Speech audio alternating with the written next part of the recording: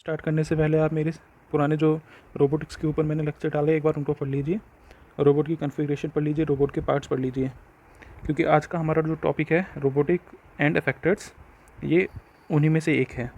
And effector क्या होते हैं? हमारे रोबोट के रिस्ट के बाद लगते हैं। ये क्या करते हैं? किसी भी ऑब्जेक्ट को ग्रिप होल्ड करने के लिए यूज़ किए जाते हैं। ये मैंने कुछ फ़ोटोज़ दिखाए गए हैं स्क्रीन पे, आप इनको देख सकते हो। ये different types of and effector हैं हमारे रोबोट के। आइए लेक्चर स्टार्ट करते हैं आज का। What is a robot and effector? ठीक है। And effector is a device attached to the wrist of a manipulator for the purpose of handling materials, part, tools to perform a specific task. अब तो आप समझ ही गए होंगे manipulator क्या होता है। इतने लेक्चर के बाद मैनिपुलेटर एक रोबोट होता है जिसका बेस फिक्स होता है। रोबोट एंड इफेक्टर क्या करते हैं? किसी भी ऑब्जेक्ट को ग्रिप करने के लिए, होल्ड करने के लिए इस्तेमाल किए जाते हैं। हमारा जो एंड इफेक्टर होता है रोबोट की रिस्ट पे अटैच होता है। रिस्ट जैसे हमारी बाजू होती है, इसमें हमारे लिंक होते हैं एंड हमारे एंड में रिस्ट होती है। रिस्ट में हमारी फिंगर्स, ठीक है। जिस तरह से हम ऑब्जेक्ट को होल्ड करते हैं उसी तरह से हमारे रोबोट किसी ऑब्जेक्ट को होल्ड करता है। लेकिन हमारे केस में क्या है? हमारे फिंगर्स हैं, बट रोबोट के केस में डिफरेंट मैकेनिकल अरेंजमेंट्स होती है जिनसे वो ऑब्जेक्ट को होल्ड कर सकता है। ये मैकेनिकल भी हो सकती है, न्यूमेटिक भी हो सकती है, हाइड्रोलिक भी हो सकती है, मैग्नेटिक भी हो सकती है, और भी एक्स्ट्रा जो हम आने वाली वीडियोज़ में या स्लाइड्स में पढ़ेंगे। एंड इफेक्टर हमारे दो प्रकार के होते हैं। एक होता है हमारा ग्रिपर, एक होता है ग्रिपर एंड एक होता है हमारा टूल।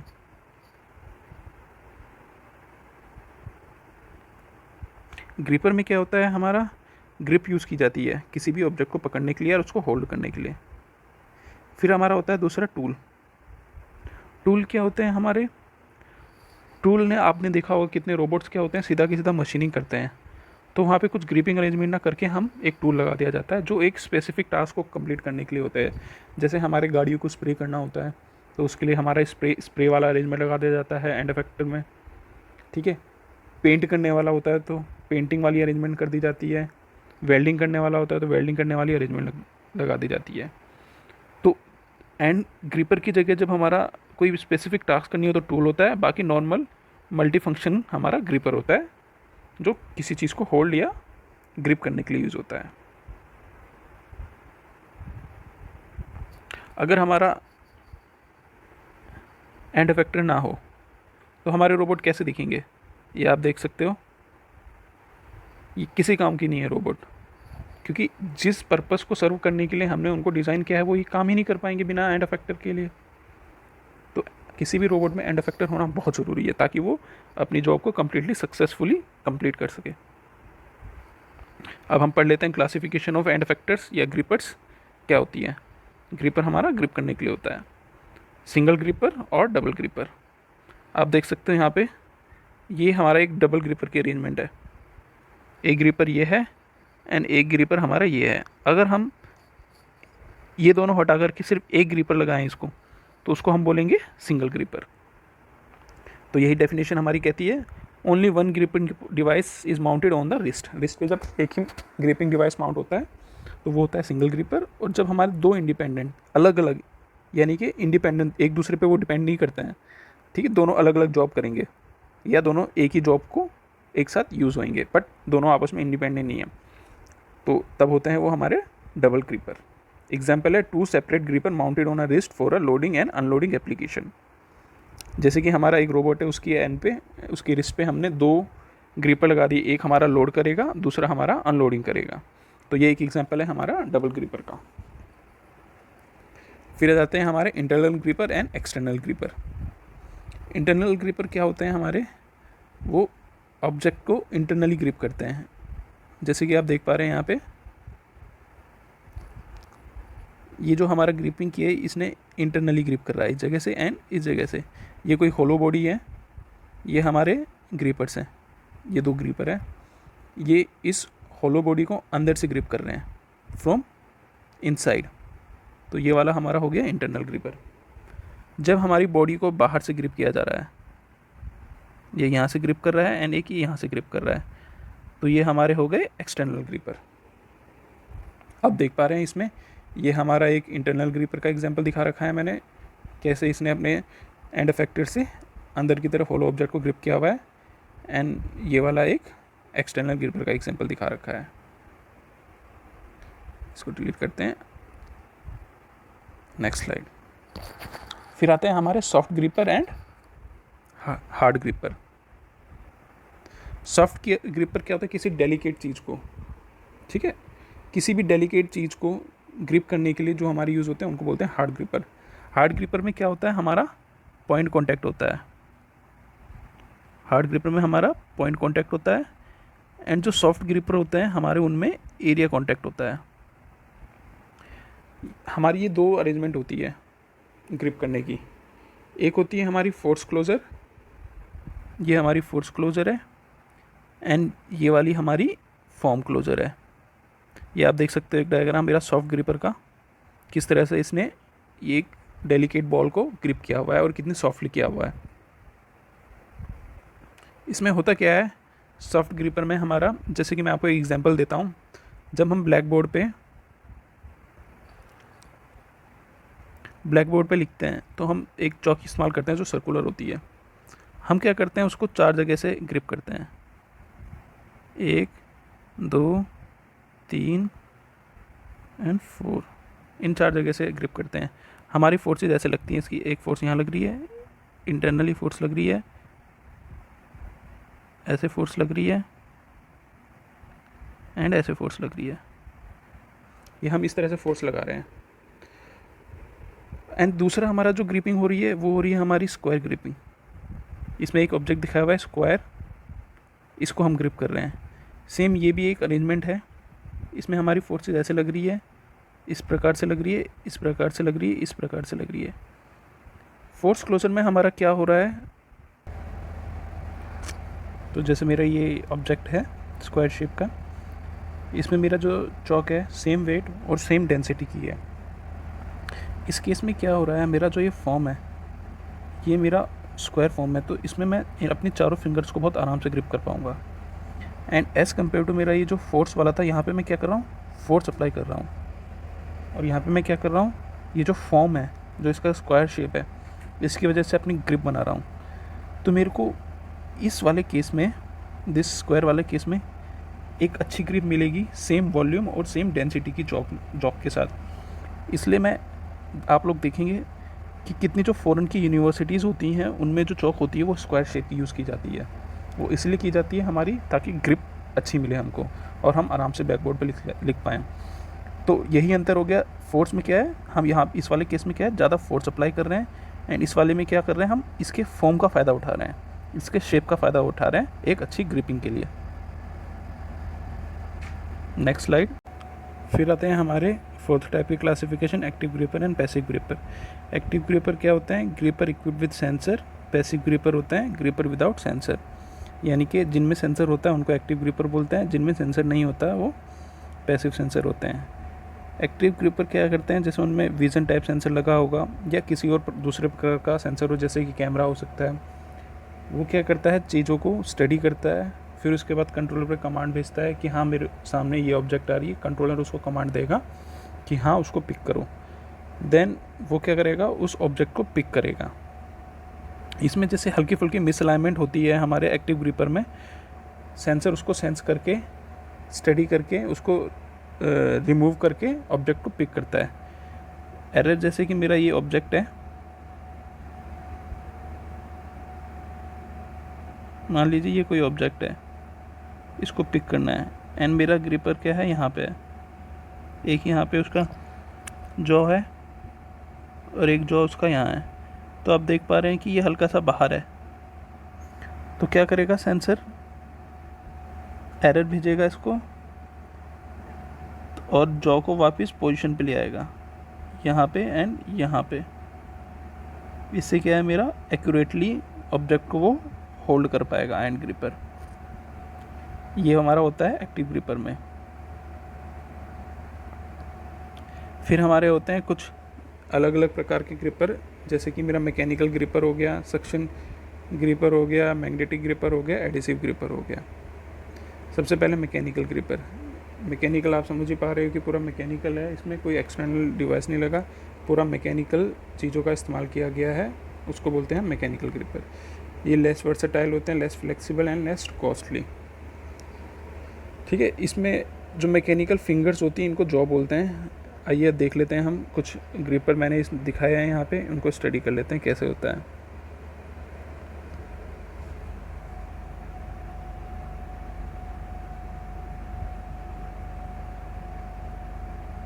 ये मेरा एक पिस्टन सिलेंडर अरेंजमेंट है, पिस्टन सिलेंडर अरेंजमेंट, एंड ये मेरे लिंक्स है।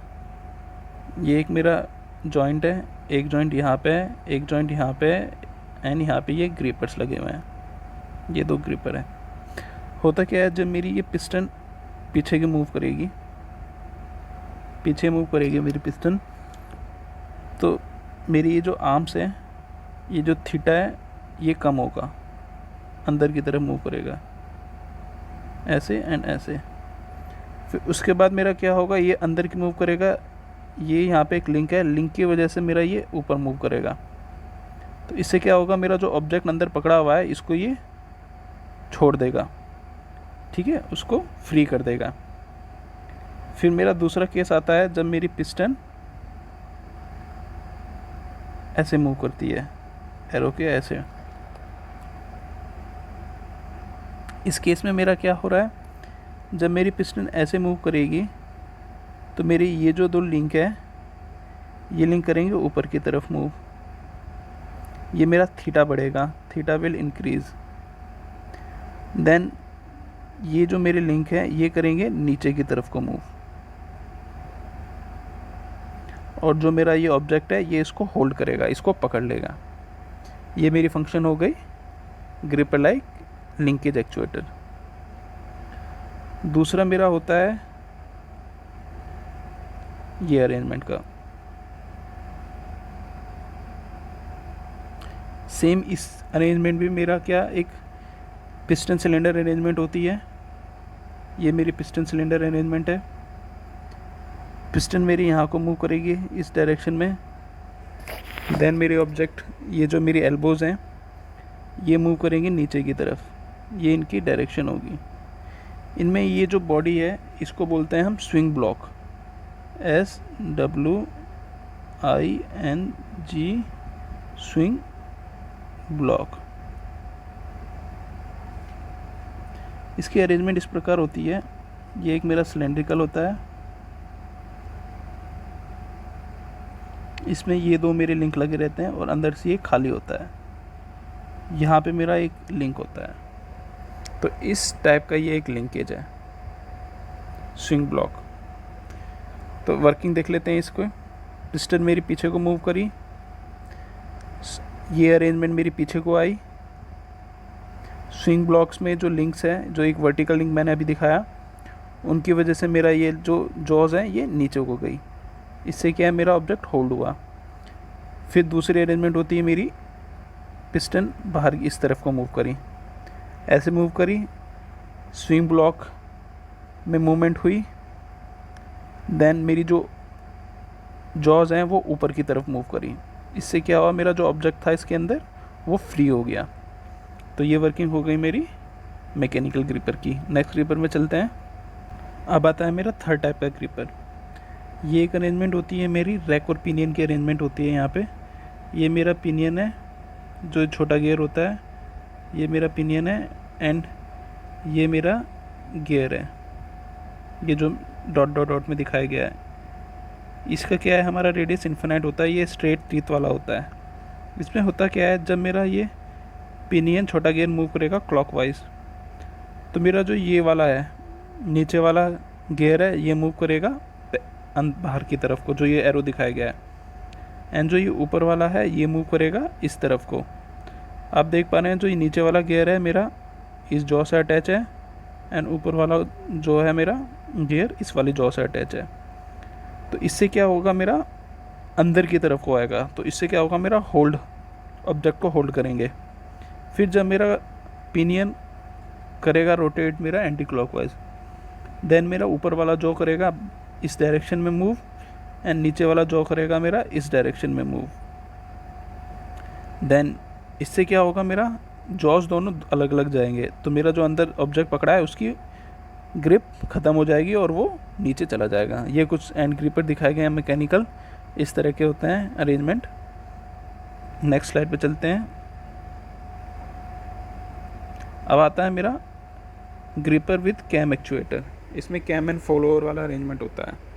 कैम और फ्लोवर आप अभी पढ़ेंगे अपने आने वाले लेक्चर्स में, अपनी आने वाले फ्यूचर सेमेस्टर्स में।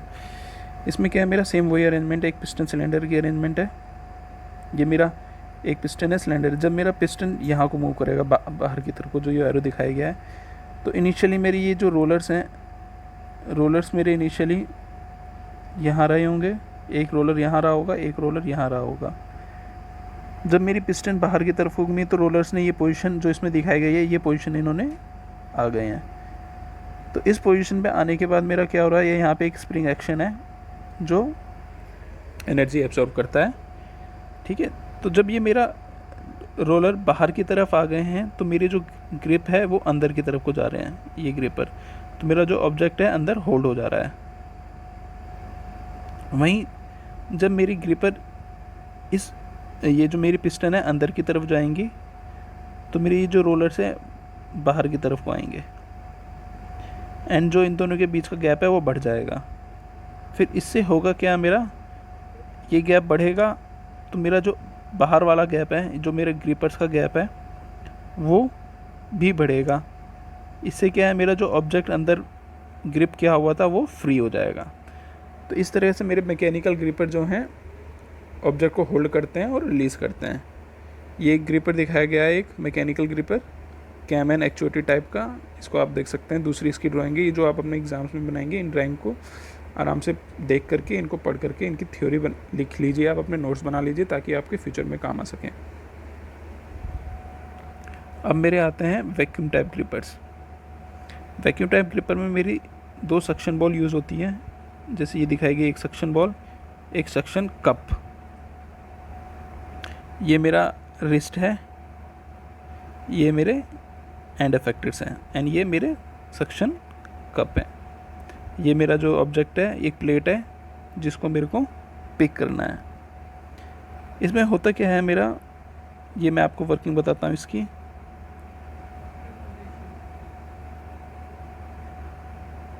ये मेरा देखिए, आप देख पा रहे हैं, ये नीचे की तरफ जो है ये प्लेट है, इसको मुझे होल्ड करना है। इसके नीचे एक प्लेट है, ये इसको मुझे होल्ड करना है। ये आप देख पा रहे हैं, ये स्ट्रेनर है, ये वाला पोर्शन ये वाला स्ट्रेनर का है। फिर ये मेरी जो एक प्लेट है जिसमें होल्स हैं, इसको मैं बोलता हूँ ऑरिफिस प्लेट। ऑरिफिस प्लेट क्या करती है, जब मेरी ये एयर आ रही है स्ट्रेनर से क्लीन होकर के, ये क्या करेगी, एयर आप देख रहे हैं यहाँ पे एयर आ रही, एयर इन होल्स के थ्रू जाएगी। ये जो आप डॉट छोटे छोटे ये देख पा रहे हैं, ये होल्स हैं, ये मैंने दिखाया आपको, ये होल्स हैं। डॉट के पास जो स्क्वायर, छोटा वाला स्क्वायर है, ये डॉट्स, ये हमारे होल्स हैं। तो एयर इन होल्स में आएगी। इससे क्या होगा, मेरा एक कंटिन्यूटी इक्वेशन आपने पढ़ी होगी, Q equal to area into velocity. आप देख पा रहे हो कि पहले बड़ा एरिया था स्ट्रेनर का, ये स्ट्रेनर दिखाया हुआ है, एंड अब क्या हो रहा है, मेरा एरिया छोटा हो गया, तो एरिया मेरा डिक्रीज़ कर गया, तो मेरी जो वेलोसिटी है वो इंक्रीज़ कर जाएगी और मेरा जो प्रेशर है वो डिक्रीज़ कर जाएगा। फिर उसके बाद मेरी जो एयर जा रही है कि ये वेंचुरी टाइप अरेंजमेंट है। इस वेंचुरी अरेंजमेंट में क्या होगा, फर्दर मेरा जब एयर इस पोजीशन में पहुंचेगी यहाँ पे, तो मेरा होगा क्या, फर्दर मेरी वेलोसिटी इंक्रीज़ हो चुकी थी, प्रेशर ड्रॉप हो चुका था पहले स्टेज में। फिर इस स्टेज में क्या होगा, फर्दर वेंचुरी पे मेरी प्रेशर फिर डिक्रीज़ कर जाएगा और वेलोसिटी मेरी फिर बढ़ जाएगी।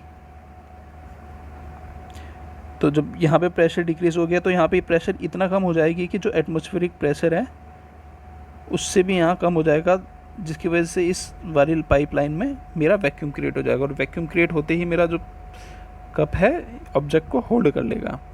तो ये एक सिंपल प्रोसीजर होता है मेरा ऑब्जेक्ट को होल्ड करने का। फिर अनग्रिप करने के लिए क्या अरेंजमेंट होती है, मैं यहाँ पे एयर की सप्लाई रोक दूँगा। एयर की सप्लाई रोकने से क्या होगा, मेरा यहाँ पे वेलोसिटी कम हो जाएगी। वेलोसिटी डिक्रीज कर जाएगी, कम हो जाएगी, एंड प्रेशर इंक्रीज कर जाएगा।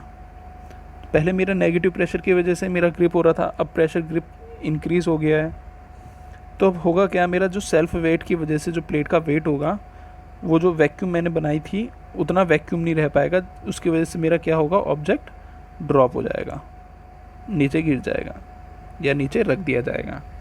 तो ये मेरा एक सिंपल प्रोसीजर हो गया वैक्यूम ग्रिपर का।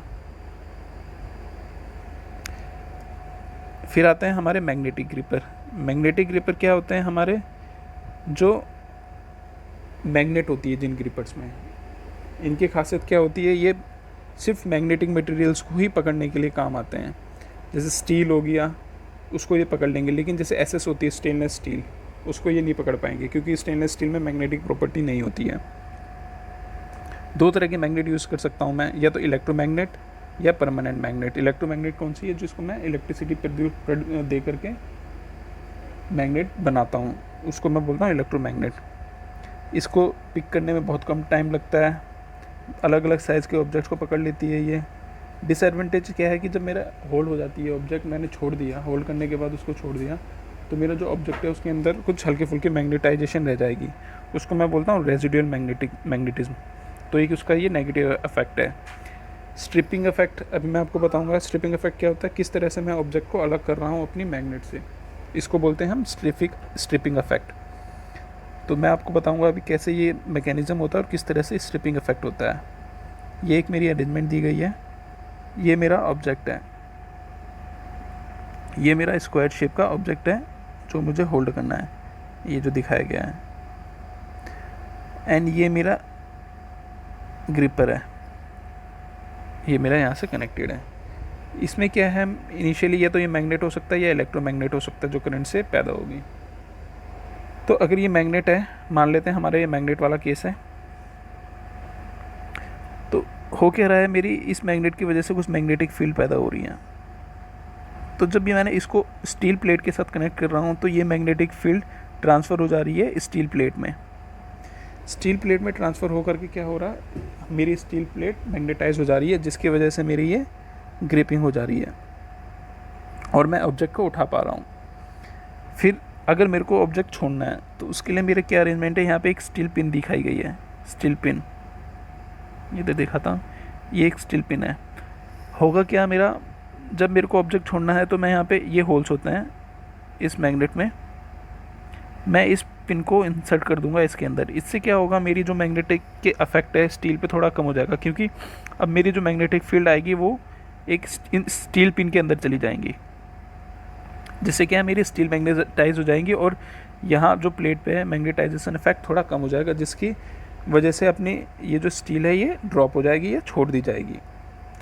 तो ये मेरा हो गया stripping mechanism for magnetic gripper. Next चलते हैं हम एडेसिव और यूनिवर्सल ग्रिपर। एडेसिव ग्रिपर में आपने देखा होगा, आपने फ्रॉग देखा है, फ्रॉग जिस प्रकार से मेरा फ्रॉग FROG मैजिक जिसको बोलते हैं, जैसे मेरा ऑब्जेक्ट को ग्रिप करता है, उसकी जो टंग होती है उस पर एक एडेसिव मटेरियल होता है, वो जैसे टच करता है उस ऑब्जेक्ट को वो ग्रिप कर लेता है। सेम वही अरेंजमेंट मेरी होती है इस रोबोटिक वाले में। इसमें जो ये ग्रिपर होता है, ग्रिपर पे एक एडेसिव मटेरियल होता है जो स्टक हो जाता है ऑब्जेक्ट के साथ एंड उसको ग्रिप कर लिया जाता है। ये लाइट वेट मटेरियल्स को ही ग्रिप करने के काम आती है, काफ़ी हैवी मटेरियल इससे नहीं ग्रिप कर सकते हैं। फिर मेरा पांचवा आता है यूनिवर्सल ग्रिपर। यूनिवर्सल ग्रिपर मेरा एक ह्यूमन हैंड है, जो सबसे बड़ा एग्जांपल वो है, ये आपको दिखा रखा है मैंने यहाँ डायग्राम में, ये फ़ोटो में, ये यूनिवर्सल ग्रिपर हो गया, ये मेरा एडेसिव ग्रिपर हो गया। आप देख पा रहे हैं हमारा जो हाथ है इसको बोलते हैं हम यूनिवर्सल ग्रिपर। सिमिलरली हमारा रोबोट का जो हैंड शेप में ग्रिपर होगा उसको बोलेंगे मैं यूनिवर्सल ग्रिपर। आप समझ सकते हो कि अपने हाथों से आप दुनिया को कोई ऐसा काम नहीं है जो ना कर पाओ, तो वही चीज़ हमारा जो यूनिवर्सल ग्रिपर है वो करता है, सबसे कॉम्प्लिकेट चीज़ को भी आसानी से ग्रिप या होल्ड कर लेता है। अब आ जाते हैं हम पैसिव ग्रिपर पे। मैंने आपको पिछले स्लाइड में एक्टिव पैसिव ग्रिपर बताया था। एक्टिव वाले में क्या होता है, सेंसर होते हैं, पैसिव वाले में क्या होता है, कोई सेंसर नहीं होता।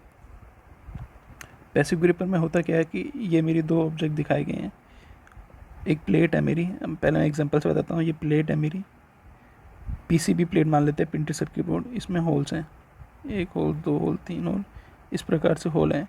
इन होल्स के अंदर मेरे कंपोनेंट आते हैं और आने हैं, उन कंपोनेंट को मुझे इन होल्स के अंदर डालना है। तो ये रोबोट कैसे करेगा ये देख लेते हैं। ये होता है पैसिव ग्रिपर की हेल्प से। होता क्या है मेरा, जैसे कि आप देख पा रहे हैं यहाँ पे, ये मेरा पैग है।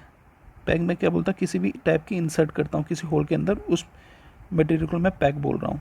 तो ये मेरा पैग है, इस पैग को मैं इन होल के अंदर डालना है, इस होल के अंदर डालना है। ये मेरी एक्सिस है, इसकी स्ट्रेट एक्सिस। हो क्या रहा है, जब मैं अपने रोबोट की ग्रिपर से इसको इसके अंदर डालने की कोशिश कर रहा हूँ तो मैं देख रहा हूँ कि यहाँ ये फाउलिंग हो जा रही है इस एंड पे। तो ये थोड़ी एक एरर आती है मेरी इसमें। इस एरर को मैं बोलता हूँ लेटरल एरर। इस लेटरल एरर को कम करने के लिए मैं क्या करता हूँ, इसके एजिस पे शैम्फरिंग कर देता हूँ। ये दिखाया गया है यहाँ पे शैम्फरिंग,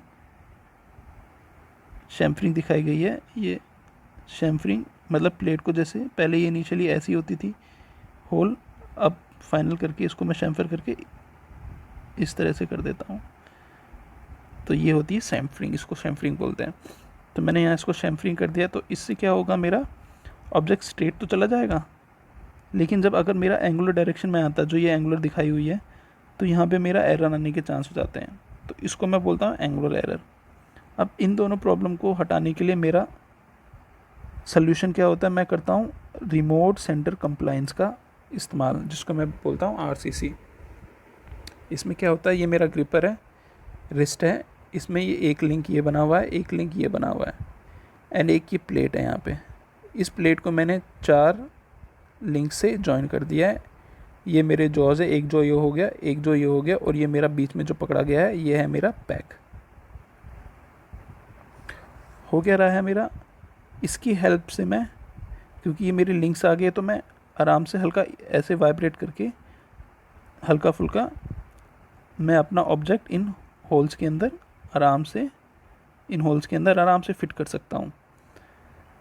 होता इसमें एक रिस्ट्रिक्शन होती है, इसमें सिर्फ मैं वर्टिकल ही इंसर्शन कर सकता हूँ। अगर मुझे हॉरिजॉन्टली इंसर्शन करना है किसी होल के अंदर अपने पैक को, तो वो पॉसिबल नहीं है। तो ये एक इसकी लिमिटेशन है। और इंसर्शन एंगल हमेशा लेस देन 45 डिग्री होता है इसमें,